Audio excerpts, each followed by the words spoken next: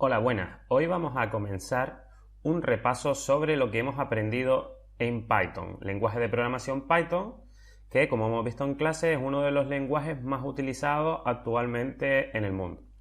Bien, en primer lugar, si abrimos Genie, vemos que aquí he preparado una serie de capítulos de archivos de Python.py, donde estudiaremos los distintos apartados que hemos visto a lo largo del curso. Tenemos aquí que vamos a estudiar los tipos de datos, la entrada y salida de información, los operadores aritméticos y lógicos, los condicionales, los bucles, las estructuras iterativas, los vectores, las funciones, las variables globales, los tipos de errores que solemos encontrar cuando ejecutamos un programa en Python y algunos apartados extra que son igualmente importantes y que deberíamos conocer. Empezaremos por los tipos de datos, ya los conocemos, los hemos visto en clase. Tenemos las variables de tipo entera, que son los números sin parte decimal, tanto positivos como negativos. Aquí vemos el -10. Bien, para declarar una variable simplemente hay que escribir el nombre, lo elegimos nosotros, siguiendo una de las reglas que ya hemos visto, o upper camel case o lower camel case. Nosotros normalmente utilizaremos la lower camel case, que es las distintas palabras, pues la primera en minúscula y las siguientes con la primera letra en mayúscula. Bien, y las upper camel case serían todas las primeras letras de cada palabra en mayúscula. Bien, nosotros seguiremos la estructura lower camel case, como ya hemos dicho. Luego el otro tipo de datos que tenemos son las variables de tipo decimal, los float, que tenemos que poner un punto. No se utilizan comas cuando programamos, igual que en inglés no utilizamos comas, sino que utilizamos un punto. Tenemos 3,2, 0,3 o incluso los números negativos menos 0,64. El siguiente tipo de datos son las strings, que son las ristras de caracteres o lo que podríamos resumir como texto. Texto que va entre comillas. Las comillas son lo que definen una string. En este caso, la palabra texto sería una string porque va entre comillas, la palabra true sería una string porque va entre comillas y la palabra false sería una string porque también va entre comillas. Y por último, para acabar, el cuarto tipo de los más utilizados son los boolean, que son variables que solo pueden tener dos valores, o true o false.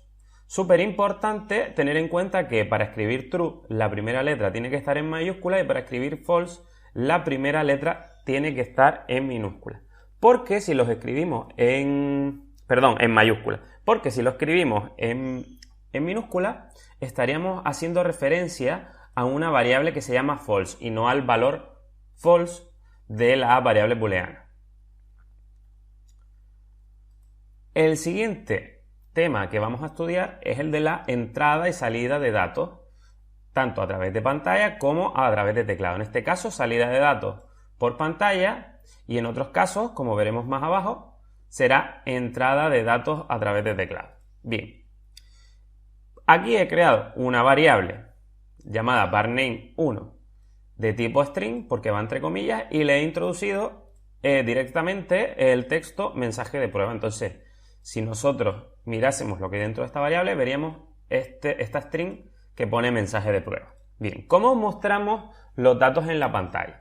Los datos en la pantalla se muestran utilizando la instrucción print y entre paréntesis, dentro de los paréntesis, se coloca el mensaje que queremos mostrar. No solo puede ser un mensaje que está entre comillas, sino que podría ser un número, que los números no van entre comillas, tanto enteros o decimales, poniendo una coma, un punto, y también podríamos mostrar el contenido de una variable de tipo string, que es la que está aquí arriba. Es decir, si ponemos print varName1, el programa irá arriba, buscará la variable, mirará lo que hay dentro, verá que hay una string que se llama mensaje de prueba y la mostrará en la pantalla, mostrará su contenido. Si lo ejecutamos, vamos a darle a ejecutar, veremos cómo se muestra aquí abajo mensaje de prueba, que sería texto a mostrar, que sería el 23, que sería este de aquí, y el mensaje de prueba sería el contenido de la variable 1. Perfecto. La siguiente cosa que vamos a estudiar serían las instrucciones de solicitar datos a través de teclado. Por ejemplo, si queremos guardar un dato que el usuario debe introducir a través de teclado, utilizaremos la instrucción row input. Row input hace que la ejecución del programa se detenga y se quede esperando a que nosotros escribamos algo en el teclado. En este caso, se ejecutan las 3 instrucciones del print que están aquí arriba y luego cuando llega este row input, el ordenador queda aquí esperando para que escribamos algo. Yo, por ejemplo, puedo introducir hola y al darle a enter, pues se guardará automáticamente la palabra que yo he escrito, que es hola, en la variable varName2.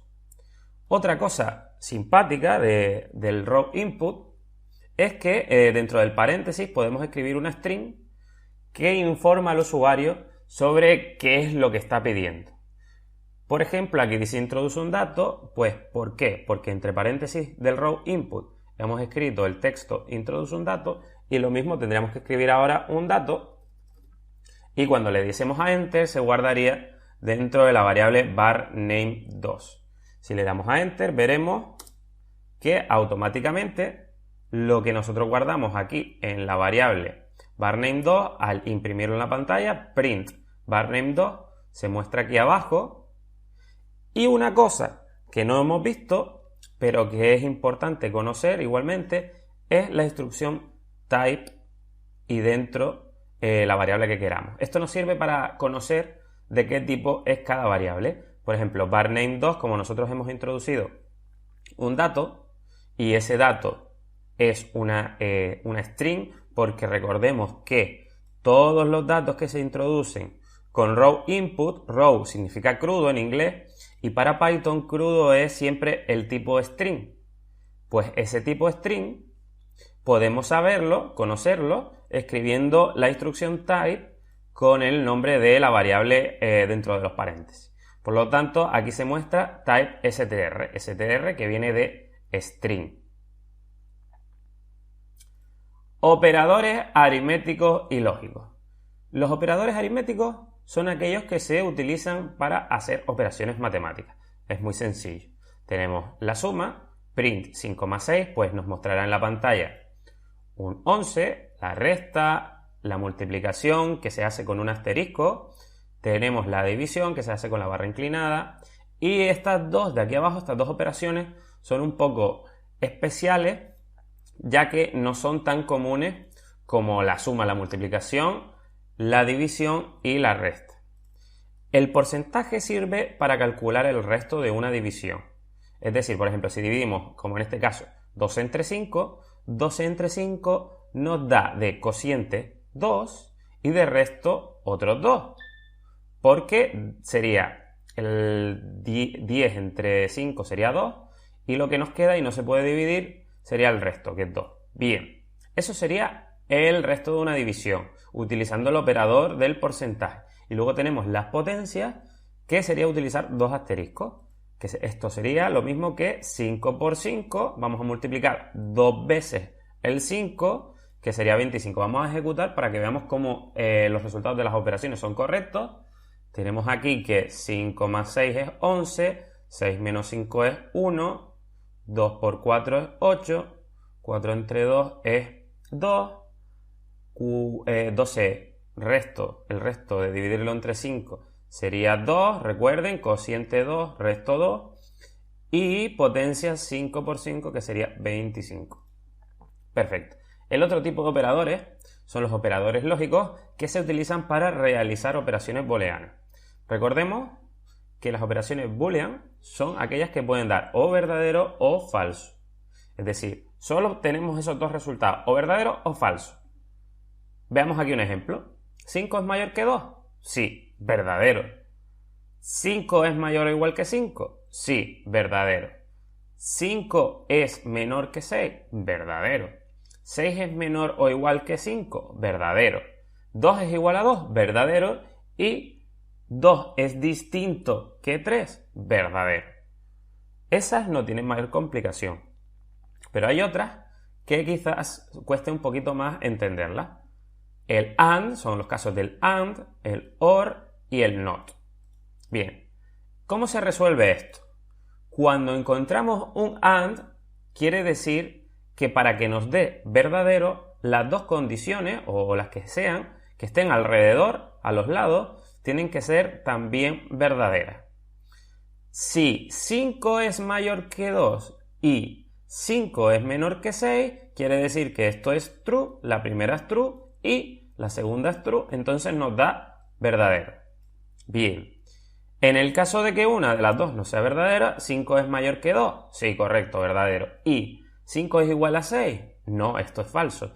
Verdadero y falso nos darían falso. Resumiendo, solo obtendremos verdadero cuando las dos condiciones sean verdaderas en el caso de que estemos utilizando el operador lógico AND.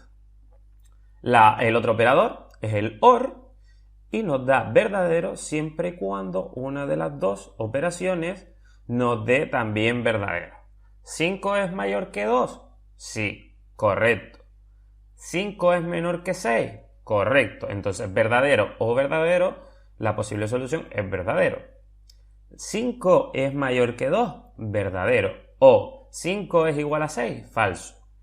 Verdadero o falso, una de las dos es verdadera, por lo tanto el OR nos da verdadero.